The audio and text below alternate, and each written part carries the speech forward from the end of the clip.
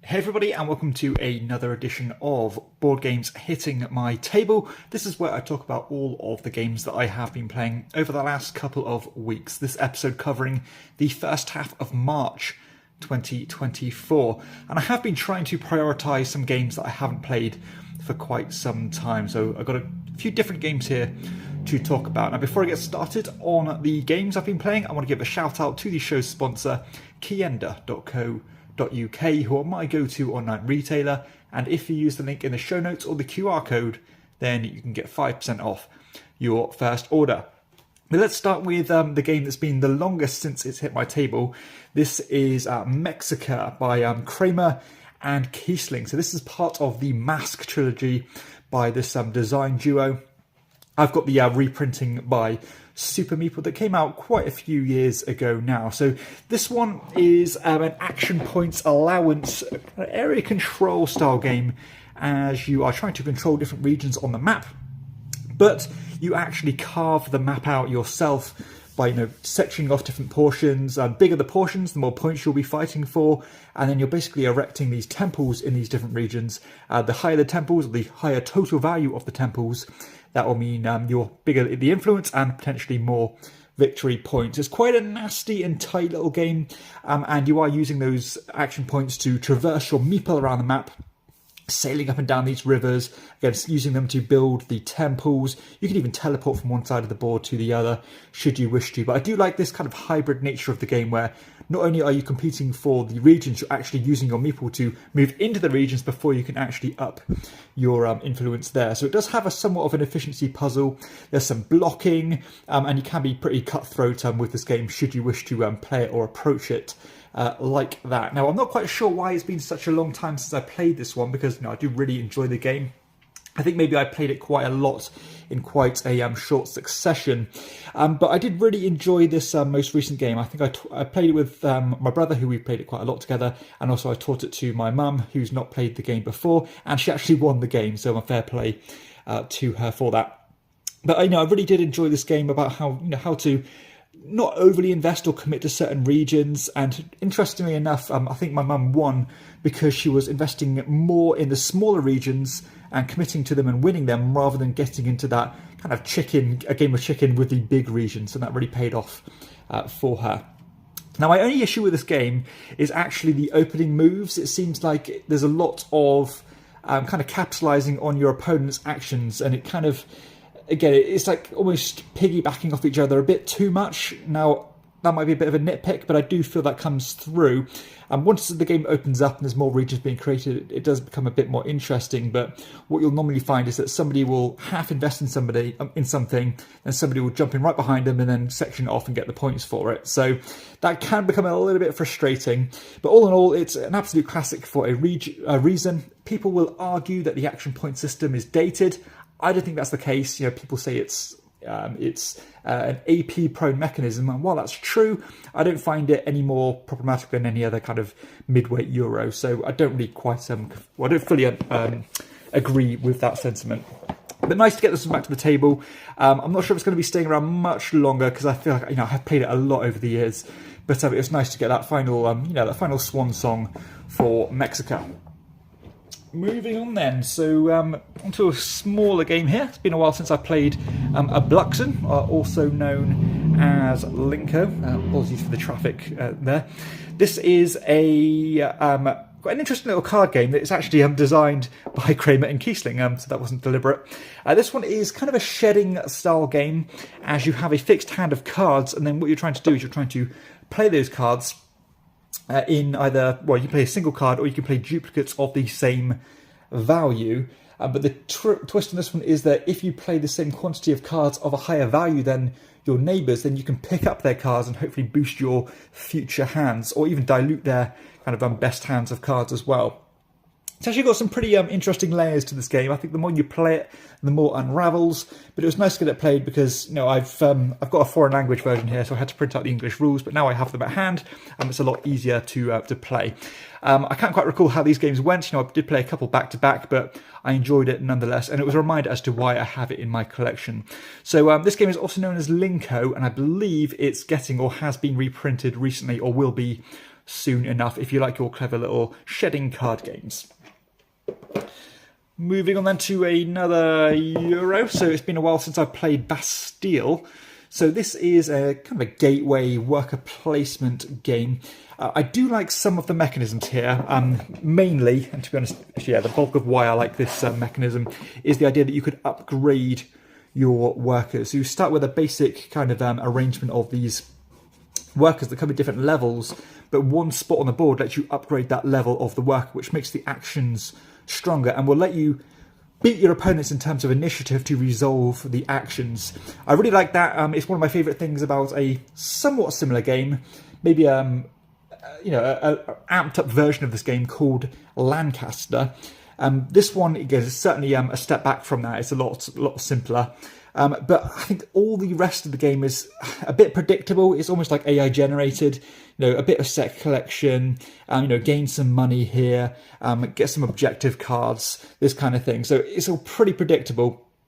The only thing as well that could be somewhat polarizing, which again, it's not very satisfying when it happens or against you, is that one of the actions is to put these cubes inside this bag.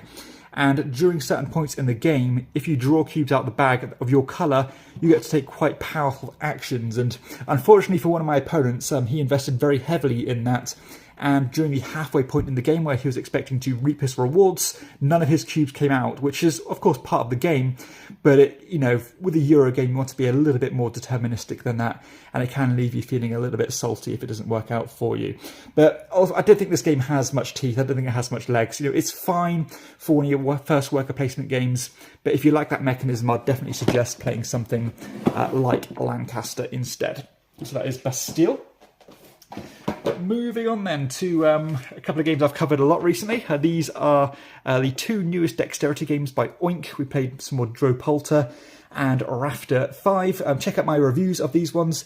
I have uploaded those recently. I won't go into too much more detail, but they're both fun and again completely different to what I'd normally cover on the channel. But also they still get hitting the table, which is a good sign that I am enjoying those. I played a 3-player game of First Contact. Now this is a game that has flown under the radar. It's a semi-cooperative deduction style game, very puzzly, as some players are going to be the humans, some players are going to be the aliens. In this example, I was the alien. And what you're trying to do is you're trying to decode this language by using this kind of code name system where basically the humans are going to select a number of these different picture cards, and then you are, as the alien, are trying to find a symbol that will correlate those cards together, and then the humans are going to use that to form a language, and then you're going to try to find certain or specific icons or items on that grid. It's very interesting. I do somewhat worry it's a bit clever for its own good. This isn't a game you can just like bust out like Codenames. It does require a little bit more mental energy, but it's very clever and a fascinating and unique game for sure. I think it might have been a contender, or might have even won my unique game of the year in last year's Chairman of the Board Awards, or Chairman's Choice Awards. But nice to get it back to the table. I think normally I would place a 3, which does somewhat change the pacing of the game, because the alien is trying to do his own objective, and then the humans are competing against each other to see who's the best at decoding that language. But if you like your quirky games, you like a bit of deduction, again, that mental puzzle of trying to fix things together, then I'm pretty sure you'll like First Contact. Don't rest on this one.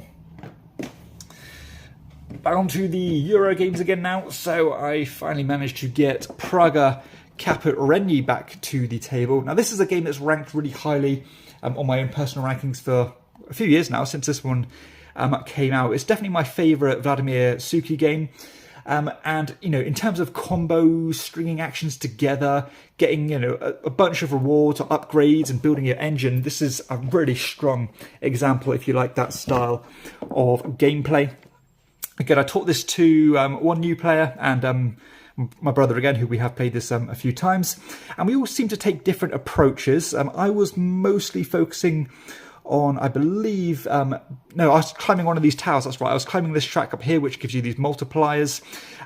You can do lots of different things. Well, I can't quite recall what everybody's strategy was.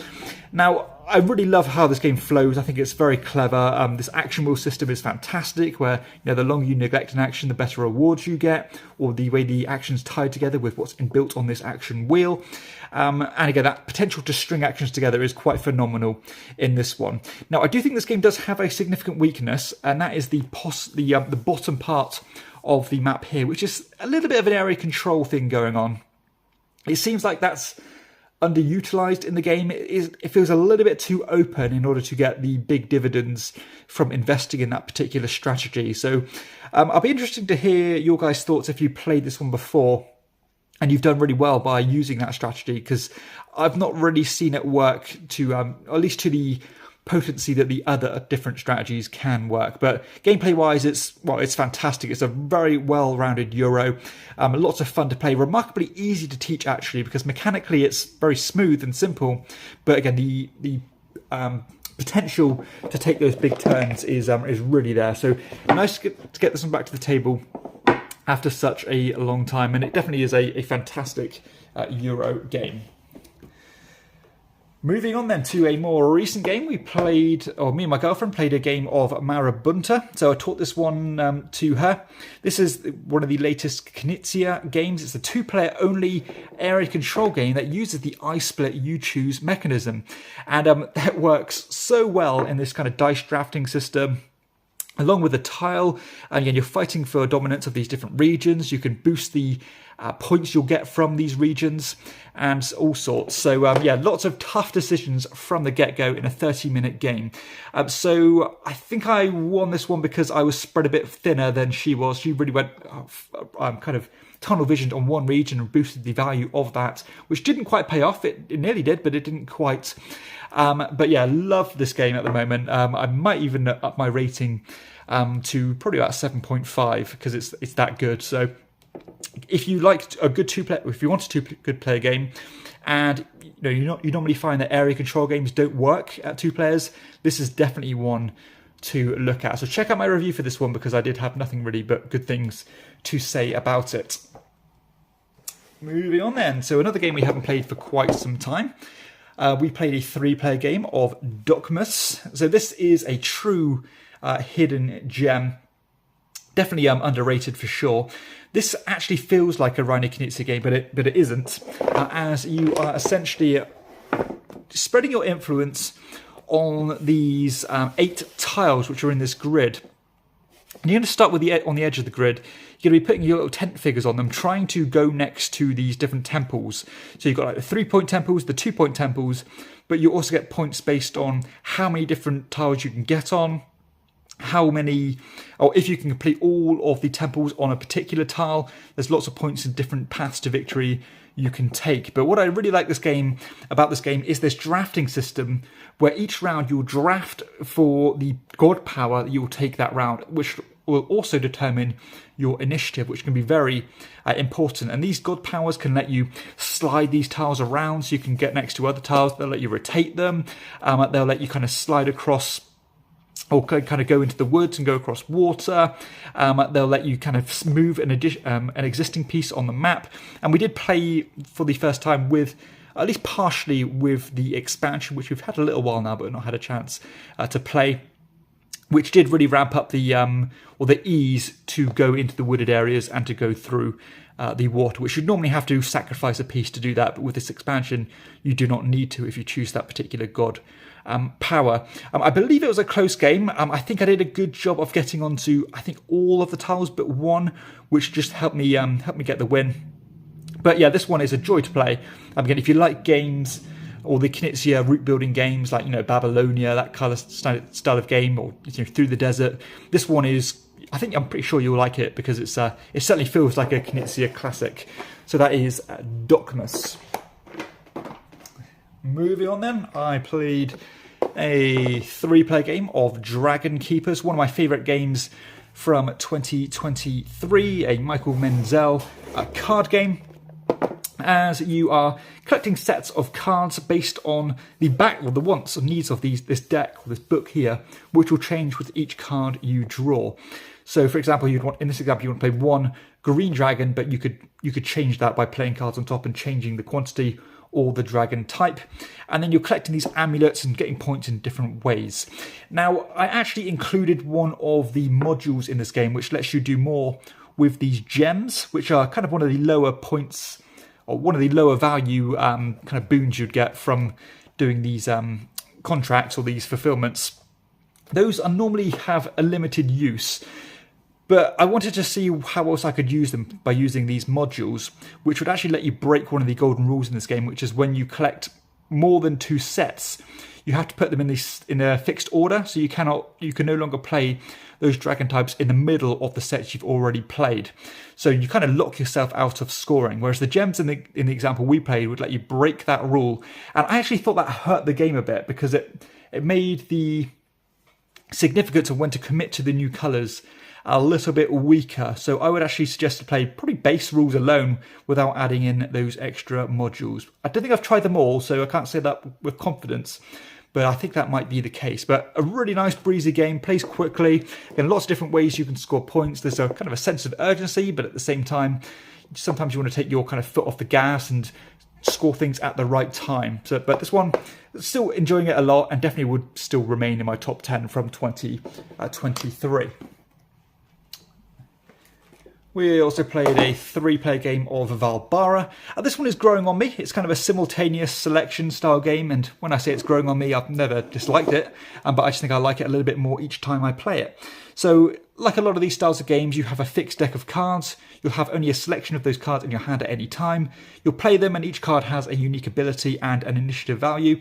The initiative value goes in relation to these kind of set collection cards you're trying to collect to score your points, but also each card will have a unique ability which will say things like, well, if you were the first in the row to play, get an extra point or 2, or if you're the last, get an extra point or 2, or change the set collection bonuses. This style of thing that you could probably imagine that games like Citadels have already used. This one I think is a lot cleaner, it's a lot faster, more succinct, very little rules exceptions, and I think it works really well for a kind of almost an evergreen filler that uses that mechanism to a really high standard. So I think we had probably the closest game of this that we've had so far. Normally I found there's been a runaway leader, because if you play certain cards in this game at the right time, it can pay off big and be a game breaker. Whereas this one, we didn't really have those huge swings, which was nice to see. Yeah, it's just a nice filler game that I think it's got a bit of a cult following, and I can see why. So that is Valara. We also played a 3-player game of Na, another one of my favourites from 2023. A smallpox card game, bit of a set collection, and I like the racing aspect of this one, as when you're playing or collecting these Viking cards, you are kind of getting repeated or compounding rewards by keep on playing the same type, but you will also try to build up certain colours to compare them against these contract cards, cash them in, and get more powerful rewards. There's different paths you can take.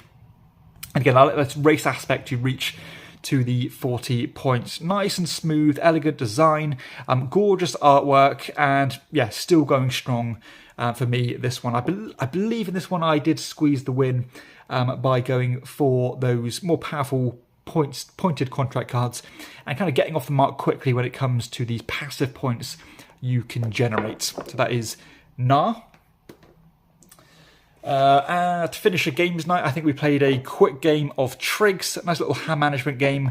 We were ticking off certain numbers, can become quite tense at the end. I won't really go on too much more about this one because it is so light. But if you like your little kind of simple roll and write games, then you'll probably like Trigs. Back to the heavier stuff now. We played a 3-player game of Power Grid. So another game that's been a long time since I've played. And I was a little bit apprehensive actually, because it has been such a long time since I played this one. I was in two minds whether I was going to feel as strongly about it than I did existingly, because my tastes have changed somewhat in games, and I am enjoying kind of lighter games at the moment. This one though, I was kind of reminded how simple the rule set actually is, and the game actually isn't very heavy at all. So what you're trying to do here is that you're building up a network of these power plants, but you need to have the resources and the power stations in order to keep those kind of plants active. And it's kind of a balancing act, really. So you need the network, you need the fuel, as well as the actual power plants themselves. And again, balancing those three plates is where this game really kind of troubles you.